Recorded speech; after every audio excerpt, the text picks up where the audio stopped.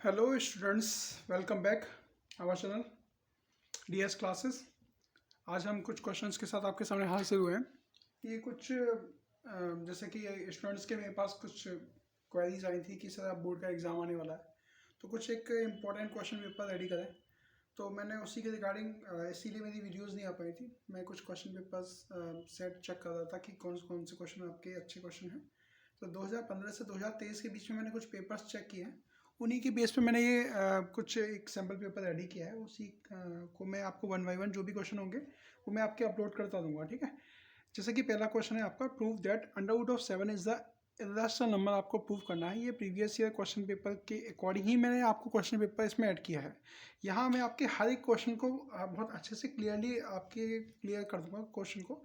जो भी आप एग्जाम में अच्छे से कोई भी कैसा भी क्वेश्चन आ जाए, under out 7, under out 11, under out 13, under out 17, under out 19, जो भी एज इट इज़ कोई भी क्वेश्चन आपका आएगा तो आपको अटैम्प्ट कैसे करना है। और एक चीज़ का ध्यान रखना, आपको एग्जाम में सारे क्वेश्चन अटैम्प्ट करने हैं। भले आपको जो क्वेश्चन नहीं आते उनको लास्ट को उठाया करो, लास्ट में उठाया करो आप उनको। जैसे पहले आप वो क्वेश्चन अटैम्प्ट करो जो बहुत अच्छे से आते हैं, ठीक है। उसके बाद वो क्वेश्चन अटैम्प्ट करो जो कम आते हैं, फिर लास्ट में जो क्वेश्चन बिल्कुल नहीं आते। एक चीज़ का और अच्छे से ध्यान रखिए, क्वेश्चन आपको राइट करने की कोई ज़रूरत नहीं है, ओनली आंसर नोट करना होता है। और आंसर के अलावा जब आप ऑप्शन भी लिखते हो ना, तो ऑप्शन में आप एक ऑप्शन लिख दो बस। आंसर 1 का ए है, आंसर 2 का सी है, बस इतना लिख दो। पूरा लंबा चौड़ा आपको उसका फुल आंसर लिखने की कोई ज़रूरत नहीं है, ठीक है। टाइम आपको बचाना है, मैथ के एग्जाम में भी कैलकुलेशन ज़्यादा होती है तो उसके रिगार्डिंग, ठीक है। तो इसीलिए प्रैक्टिस करो क्वेश्चन पेपर की। आप अगर आप घर पर 2 घंटे में पेपर कर पा रहे हो या 2.5 घंटे में कर पा रहे हो तो बोर्ड में आराम से 3 घंटे में कर लोगे, ठीक है। लेकिन आप घर पर ही 3 घंटे पेपर लेकर चल रहे हो तो बोर्ड में अब 4 घंटे तो नहीं मिलेंगे आपको, 3 घंटे से ज़्यादा नहीं मिलते, ठीक है। इस चीज़ का ध्यान रखिए। और क्वेश्चन पेपर जो आपको पहले मिलता है तो उस क्वेश्चन पेपर को आप अच्छे से रीड करो, कौन सा क्वेश्चन मुझे पहले करना है, कौन सा मुझे आंसर करना है। हल्का सा एमसीक्यू में हल्का सा एक डॉट लगा सकते हो कि ये मेरा आंसर है, मुझे नोट करना डायरेक्टली इस तरीके से, ठीक है। तो बिना टाइम वेस्ट के अब नेक्स्ट क्वेश्चन स्टार्ट कर देते हैं। क्वेश्चन नंबर 1, आपका क्वेश्चन नंबर 1 है, prove that under root of 7 is an irrational number. आपको प्रूव करना है इरेशनल नंबर। हम इरेशनल नंबर के बारे में कुछ नहीं जानते, हम रैशनल नंबर के बारे में जानते हैं। तो रैशनल नंबर जो नहीं होते वो इरेशनल नंबर होते हैं। तो इरेशनल नंबर मुझे प्रूव करने से पहले अगर मैं ये देख लूँ कि क्या एक रैशनल नंबर है, हर कंडीशन रैशनल नंबर की सेटिस्फाई करता है तो ये एक रैशनल नंबर होगा। अगर हर एक कंडीशन सेटिस्फाई नहीं करेगा तो एक इरेशनल नंबर होगा। तो इसको मैंने इरेशनल नंबर से रैशनल नंबर लेट कर लिया है। अगर एक रैशनल नंबर है तो रैशनल नंबर की डेफिनेशन के अकॉर्डिंग आप इसे पी अपॉन क्यू या न्यूमरेटर अपॉन डिनोमिनेटर की फॉर्म में लिख सकते हो, जहाँ न्यूमरेटर एंड डिनोमिनेटर आपके इंटीजर्स होते हैं और कोप्राइम भी होते हैं, और डिनोमिनेटर आपका कभी भी जीरो नहीं हो सकता, ठीक है। अब देखो यहाँ एक वर्ड यूज हुआ है कोप्राइम।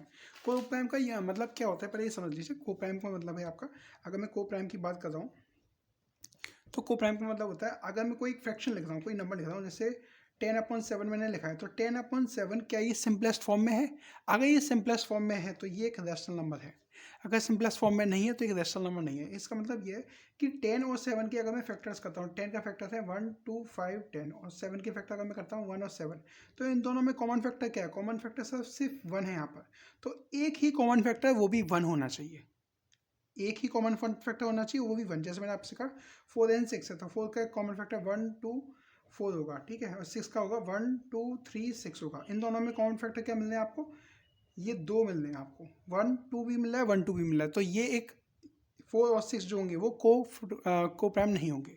को प्राइम के लिए दोनों के बीच में कोई भी कॉमन फैक्टर नहीं होना चाहिए, एक के अलावा, 1 के अलावा। इस 1 के अलावा कोई भी कॉमन फैक्टर नहीं होना चाहिए। तो इसके अकॉर्डिंग ए और बी जो है को प्राइम फैक्टर्स हो जाएंगे, और बी जो है डिनोमिनेटर आपका जीरो नहीं होगा। मैंने ऑलरेडी पहले इसलिए लिख लिया जिससे आपके लिए टाइम वेस्ट ना हो लिख कर, ठीक है। अब मैं इसकी कंडीशन चेक करूँगा, अगर ये हर कंडीशन में एक रैशनल नंबर ही बना रहेगा तो अंडर रूट 7 एक रैशनल नंबर होगा।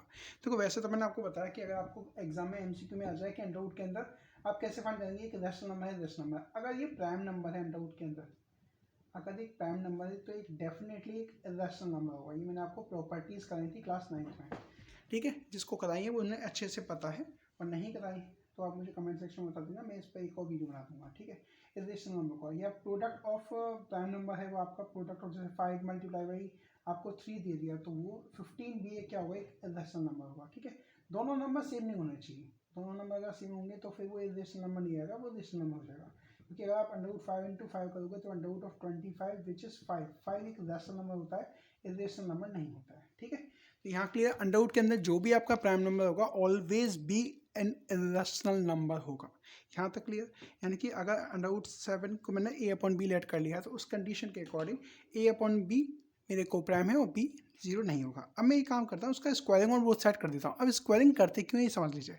अगर मैं स्क्वायरिंग करूँगा तो इससे मेरा कॉमन फैक्टर इसमें आ रहा है या नहीं आ रहा है ये चेक करने के लिए। अगर मैं इसका क्यूब करता हूँ तो अंडर रूट फिर भी बरकरार ही रहेगा। अंडर रूट 7 का अगर मैं क्यूब करता हूँ तो 7 अंडर रूट 7 हो जाएगा।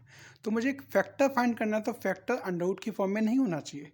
कोशिश करते हैं कि फैक्टर हमारा नॉर्मल फॉर्म में होगा, तो इसीलिए स्क्वायरिंग ऑन बोथ साइड करते हैं। तो स्क्वायरिंग ऑन बोथ साइड किया आपने, स्क्वायरिंग यहाँ भी किया आपने, स्क्वायरिंग यहाँ भी कर दिया, तो अंडर रूट 7 का स्क्वायर 7 हो जाएगा। ए अपॉन बी का whole square a square upon b square हो जाएगा। ये मैंने क्रॉस मल्टीप्लाई किया तो 7b square equal to a square हो जाएगा। तो मैं यहाँ से ए स्क्वायर ये 7b square equal to a square है, तो बी स्क्वायर की वैल्यू क्या होगी 7 का डिवाइड हो जाएगा आपका A square which is A square upon 7। अगर ये ए स्क्वायर अपॉन 7 है तो ये जो नंबर है मेरा ए स्क्वायर वो 7 से डिविजल हो रहा है, यानी कि ए स्क्वायर इज डिविजल बाई 7। अगर ए स्क्वायर 7 से डिविजल है तो ए भी 7 से डिविजल होगा। तो आप कंडीशन समझना ये क्या होती है। अब एक ऐसा नंबर देखो जिसका स्क्वायर आपका 7 से डिविजल हो जाए, कोई भी सा भी नंबर। आपने कहा सर 14 का स्क्वायर है, 14 का स्क्वायर मैंने लिखा तो ये 7 से डिविजल होगा। तो 14 का स्क्वायर क्या होता है 196, क्या ये 7 से डिविजल है तो 7 टू 14 रिमाइंडर इज 5 6 7 8 से 56, यानी कि ये आपका रिमाइंडर 0 आ रहा है, यानी कि 14 का स्क्वायर जो है वो 7 से डिविजल है। तो 100% 14 भी डिविजल होगा 7 से। क्लियर?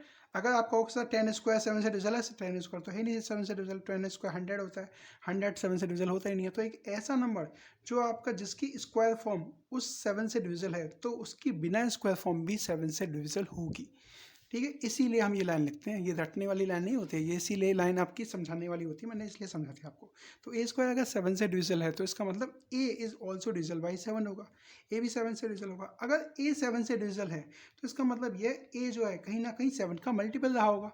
अभी तो जैसे मैंने यहाँ 14 लिया था, 14 का स्क्वायर, तो 14 भी 7 से डिविजल है, तो 14 जो है वो 7 का मल्टीपल है ना। तो सेम एज अगर a इज डिविजल बाई 7, अगर 14 इज डिविजल बाई 7 है तो 14 जो होगा वो 7 का मल्टीपल होगा। This simplifies that a is the multiple of 7। अगर a 7 का मल्टीपल है तो मैंने a is equal to 7m, एक m वेरिएबल ले लिया where m is an integer. ये एक इंटीजर हो गया। क्लियर? m एक इंटीजर हो गया जो कि मल्टीपल है। तो अगर a की वैल्यू 7m हुई, 7m क्यों हुई क्योंकि मल्टीपल है 7 का, तो 7m को मैंने पुट कर दिया a is equal to 7m in equation number first में पुट किया मैंने। तो b square is equal to 7m का होल स्क्वायर अपॉन 7, 7m का होल स्क्वायर यानी कि 49m स्क्वायर अपॉन 7, 7 से 7 कैंसिल यानी कि 7m square is equal to b square. तो यहाँ से मैं कह सकता हूँ m square is equal to ये 7 का डिवाइड हो जाएगा यहाँ पर, m square is equal to b square upon 7। Same condition आपकी ये हो गई, अगर बी स्क्वायर से डिविजल है 7, sorry b square is divisible by 7 है तो बी भी डिविजल बाई 7 होगा। अगर बी भी आपका डिविजल बाई 7 होगा इसका मतलब b is also multiple of 7, b भी 7 का मल्टीपल होगा। अब एक नॉर्मल सी चीज़ समझो, सर ए भी मल्टीपल ऑफ 7 है, बी भी मल्टीपल ऑफ 7 है, कोई भी एक नंबर जो 7 का मल्टीपल है और दूसरा नंबर भी 7 का मल्टीपल है तो दोनों के बीच में तो कॉमन फैक्टर 7 हो गया। इसके हिसाब से मैं कहता हूँ फर्स्ट कंडीशन और सेकंड कंडीशन से 7 जो है वो दोनों का कॉमन फैक्टर हो गया। 7 is the common factor of a and b. अगर 7 ए और बी का कॉमन फैक्टर है तो इसका मतलब ए और बी जो है वो कोप्राइम नहीं हुआ, क्योंकि कोप्राइम के अकॉर्डिंग कॉमन फैक्टर सिर्फ एक होना चाहिए, वो भी 1। मैंने अभी यहाँ पर आपको बताया था कि अगर 10 और 7 का कॉमन फैक्टर 1 आ रहा है, 1 यानी कि ओनली 1 नंबर आ रहा है वो भी 1 ही है तो ही वो कॉमन फैक्टर होगा। लेकिन इसमें अब 7 भी आ रहा है, 1 तो आ ही रहा है, 7 भी आ रहा है, तो 7 भी आ रहा है तो सही को फैक्टर कैसे हो जाएगा, कोप्राइम कैसे हो जाएगा। तो यानी कि दिस इम्प्लाइज दैट ए और बी क्या है, कोप्राइम नहीं है। अगर ए और बी कोप्राइम नहीं है तो कंडीशन के अकॉर्डिंग अगर सर ए और बी कोप्राइम नहीं है तो ए अपॉन बी वो भी एक रैशनल नंबर नहीं होगा। यानी कि दिस कॉन्ट्राडिक्ट आवर अजम्पशन, यानी कि ये हमारा अजम्पशन जो था, हम जो कंडीशन लेकर चले थे, अजम्पशन का मतलब होता है जो हम स्टेटमेंट लेकर चले थे वो हमारा गलत हो गया। ए अपॉन बी एक रैशनल नंबर नहीं होगा, तो यानी कि अगर ए अपॉन बी रैशनल नंबर नहीं होगा तो अंडर रूट 7 भी रैशनल नंबर नहीं होगा। This implies that under root 7 is not rational number. अगर एक रैशनल नंबर नहीं है तो अंडर रूट 7 क्या है, एक इर्रेशनल नंबर है। ठीक है, आप चाहो तो एक स्क्रीनशॉट ले लीजिए, इसका अच्छे से क्लियर हो जाएगा। ये एग्जाम में आपको 5 मार्क्स का क्वेश्चन आता है, कभी कभी 2 का भी आता है, कभी कभी 3 का भी आ जाता है। बहुत रेयर केस होता है अगर आपको 2 और 3 का दे रहा है तो। ठीक है, 2 और 3 का देगा तो डेफिनेटली आपका इस चैप्टर से रिलेटेड आपको MCQ में क्वेश्चन देगा। ठीक है, यहाँ तक क्लियर? ठीक है, अब इससे नेक्स्ट एक क्वेश्चन और है, मैं इसी के ठीक बाद एक वीडियो अपलोड कर दूंगा, इसी से रिलेटेड है। अच्छे से आप कॉन्सेप्ट क्लियर कीजिए, प्रैक्टिस आप ज़्यादा से ज़्यादा कीजिए। कोई भी डाउट है आपके पास, एमसीक्यू का कोई डाउट है तो एमसीक्यू तो मैंने आपको बता रखा है, एमसीक्यू जल्दी से जल्दी ख़त्म करने हैं आपको, टाइम वेस्ट नहीं करना है। जहाँ जहाँ भी आपको लग रहा है क्वेश्चन बड़ा है उसको स्किप करो, आगे बढ़ो। ठीक है, आज के लिए इतना ही। Thank you class.